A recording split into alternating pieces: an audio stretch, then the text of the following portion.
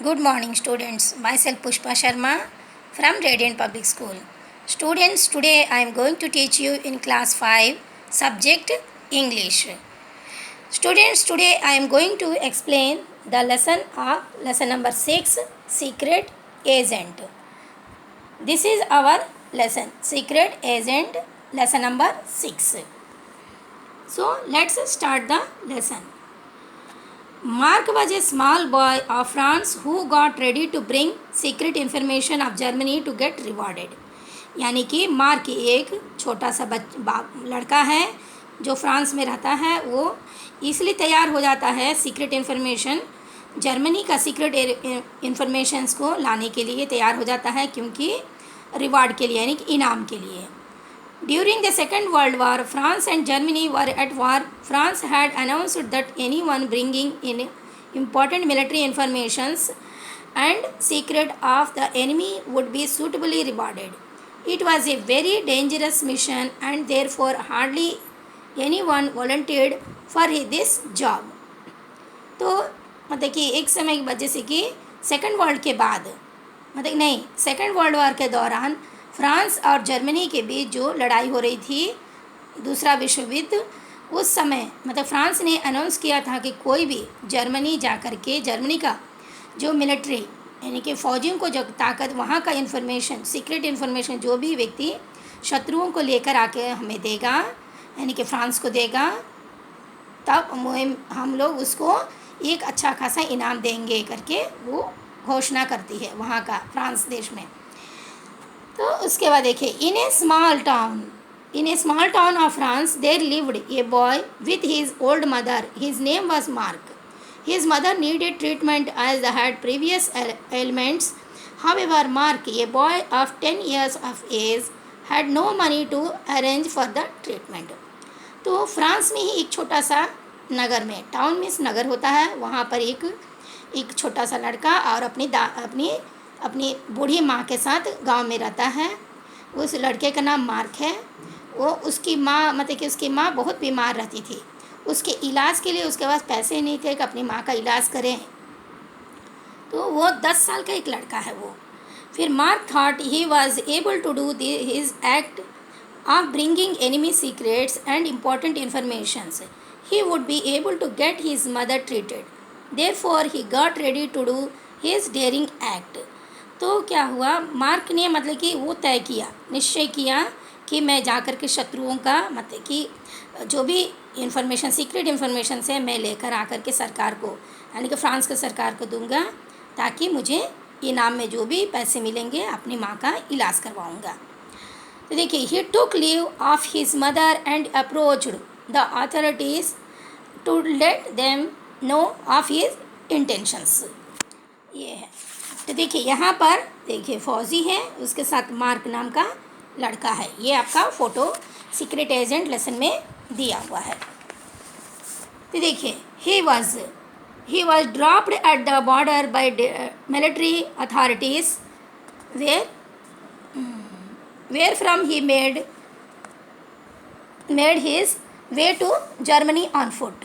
On reaching Germany, Mark took up the task of polishing the shoes of Germany soldiers, bringing them coffee and serving them in various ways. In process, he would overhear the soldiers talking about the military plans and their rations, the points of next attack and such other things. तो उसके बाद क्या हुआ, France के military officers ने क्या किया, उसको जर्मनी में उसको उतार दिया गया है. जर्मनी के बॉर्डर पे उतार दिया गया. उसके बाद उसको मार्क को कहा गया कि तुम अपने पैदल चले जाओ मिलिट्री कैंप में. तो वो जा कर के वहाँ पर क्या किया मार्क ने कि वहाँ का फ़ौजियों का वहाँ पर जूता पॉलिश करने लगा, उनको चाय कॉफ़ी सर्व करने लगा, ताकि उससे वहाँ के लोगों का मिलिट्री का प्लान्स के बारे में, फिर वहाँ पर उनका नेक्स्ट अटैक के बारे में पता करने लगा. He would also speak to soldiers about their next military operations. Nobody doubt his credentials as he was a very young boy. उसके बाद वो कि आपस में वहाँ का फ़ौजियों को, सैनिकों को आपस में बात करते हुए सुना कि नेक्स्ट दोबारा कौन सा, कब वो लोग मिलिट्री ऑपरेशन करेंगे करके. Thus, he was able to collect various secrets and military information of Germany. Now, he was preparing to return to France. Somehow, the Germans came to know about his mission and captured him. He was put in a prison in an old fort on the sea beach. तो उसके बाद ये सब अपने information उसको mark को मिलने के बाद वो क्या किया, वापस फ्रांस आना चाहा, लेकिन जर्मन को सिपाहियों को उसके बारे में पता चल गया और उसको पकड़ के लाके जेल में उसको बंद कर दिया गया। सी बीच में एक किला है, वहाँ पर मतलब जेल है, वहाँ उसमें उसको बंद कर दिया गया। He loved his mother very much and wanted to have her treated since he was in prison on a foreign land, he was not able to do it।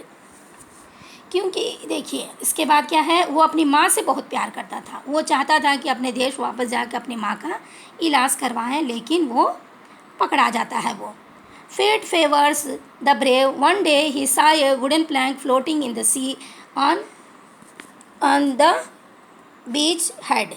The seaside of the fort was not guarded.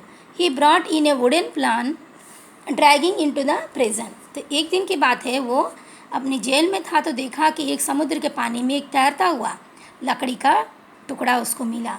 तो उसने सोचा कि चलो इसके दौरान इसके सहारे से मैं ये समुद्र को रास्ता पार करके चला जाऊँ मैं अपने वापस देश। सॉरी बच्चों। He had a small knife in his shoes. He worked to give the plank the shape of a small boat. He labored hard for 3 days. At last he was able to give the plank shape somewhat that of a boat.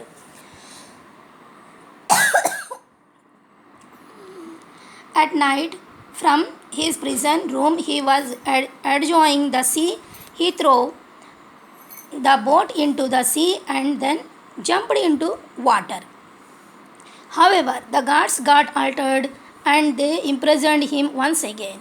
The guards took him to the officer of prison house. The officer asked, "Where did you wish to go on this small boat?" Sorry बच्चों। I have my ailing old mother in France. If I do not reach there, she would die without treatment, said Mark. Are you not afraid of crossing this mighty ocean with this small boat? Asked the officer. इसका क्या हुआ, जब उसको mark को एक छोटा सा लकड़ी का टुकड़ा मिला तो उसने सोचा, उसके पास एक चाकू था, उसने सोचा कि उस लकड़ी के टुकड़े से वो मतलब कि एक नाव बना करके समुद्र में तैरते हुए वापस आ जाए। लेकिन क्या होता है कि वो पकड़ा जाता है, मतलब कि वहाँ का मिलिट्री ऑफिसर्स के द्वारा।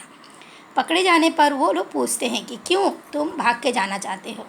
फिर वो मार्क बताता है कि मैं फ्रांस में मेरा माँ है और उसको इलाज की बहुत ज़्यादा ज़रूरत है, तो इसीलिए मैं ये काम करने के लिए आया था करके वो बताता है जेल ऑफिसर को। फिर देखिए, I am ready to do anything for my mother. I can even sacrifice my life for her, replied Mark, looking straight into the officer's eyes. So, listening to this, the officer was mercy on him. He allowed him to cross over to France. It is truly said, daring and enterprising people always win their ways. यानी कि फिर वो mark क्या करता, officer को बताता है कि मैं अपने माँ के लिए कुछ भी कर सकता हूँ, इवन मैं अपने जान की बाजी लगा दूंगा करके वो कहता है। तो फिर वहाँ पर उस जेल ऑफिसर का उसको दया आ जाती है, वो क्या करता है ना, उसको छोड़ देता है।